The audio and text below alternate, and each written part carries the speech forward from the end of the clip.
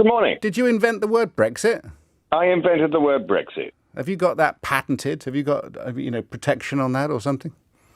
I'd be living a billionaire's lifestyle now if that was the case, Andrew. But unfortunately, you can't copyright a word. And Peter, I mean, the description I've got here for you is a cross-party organisation that believes Britain is better off in Europe. We are in Europe. Look, the point, I was fascinated by your discussion earlier on, your own point of view, as you described, let's just blame all the French on this. The conversation just had with Peter in Paris, well, is this all resentment by France? Andrew, may I just tell you to shut up? Because this is the kind of nonsense that houses up and down the land are now saying, let's just blame the French. Of course, this has got to do with Brexit, but not just Brexit, not just leaving the European Union. This is a different thing. We could leave the European Union and still be in a situation where none of these queues existed. The problem we have is that we left the European Union. We also decided to leave the single market. And if you leave the single market, you become Serbia, you become Romania, you become a non-EU country. Sorry, Romania is in the EU. And you are a third country. So just let me tell you one fact. You can read, every one of your listeners can read in the paper today that the queues were 6 hours long. The French had 50% of their passport booths open. So if they had them fully occupied, then that queue would be down to 3 hours. That is the price of Brexit. How many booths are there? I don't know. But how do you know that only 50% were open? Because in the Times this morning, that was the fact that was described. Okay, right. Well, before you tell me to shut up, I think maybe you'd better get your facts right, because there are 10 booths and there were 4 French officers on duty on Thursday morning.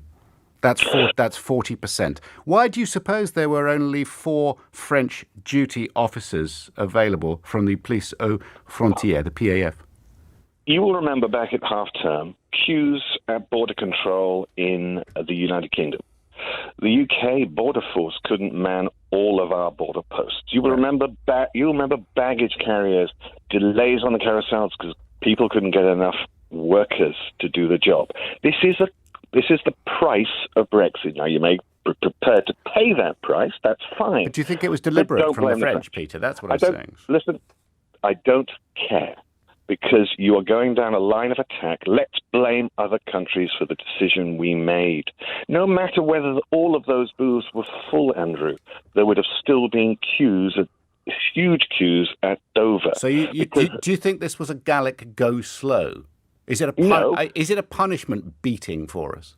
This is the price of Brexit. So what do you want to do about that, Peter? I mean, what on earth do you want me to do about that? I mean, I sit here as somebody that voted to remain in the European Union, and you continue to have a pop at me. There is a solution, Andrew. There is an easy solution. Have another vote. We're going to have to get it done by midday.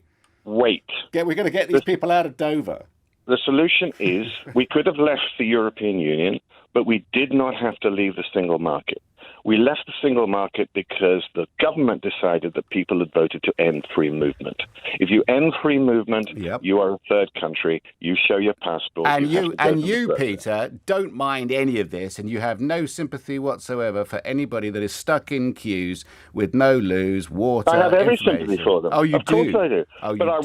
But I want you and the media to say, by the way, this is to do with Brexit. It's not because the French are kicking up a fuss and wanting to... Really? Are you well-travelled, Peter? Are you very travelled. Literally, I've just come back from Ukraine. Are you well-travelled enough to know that if you flip a bit of money here and there, you can grease the wheels, you can get around a little bit? People, there is such a thing as a go slow. Do you need to check, the COVID checks, the visas, the finances of people going into France? 4 booths out of 10, then they blame it on tech problems. Come on, you sound like Nigel Farage here. No, you sound like Nigel Farage. You're very naive, Peter. I'm going to ask you the question. Bit naive. I've been travelling around Europe constantly. I've been travelling the globe all my life, mate. You're a little bit naive, aren't you? Bit naive. Well, if you love it, don't you? You love it. We voted the wrong way, and you absolutely adore the fact that we're taking a punishment beating from those elegant, sophisticated French. You love it.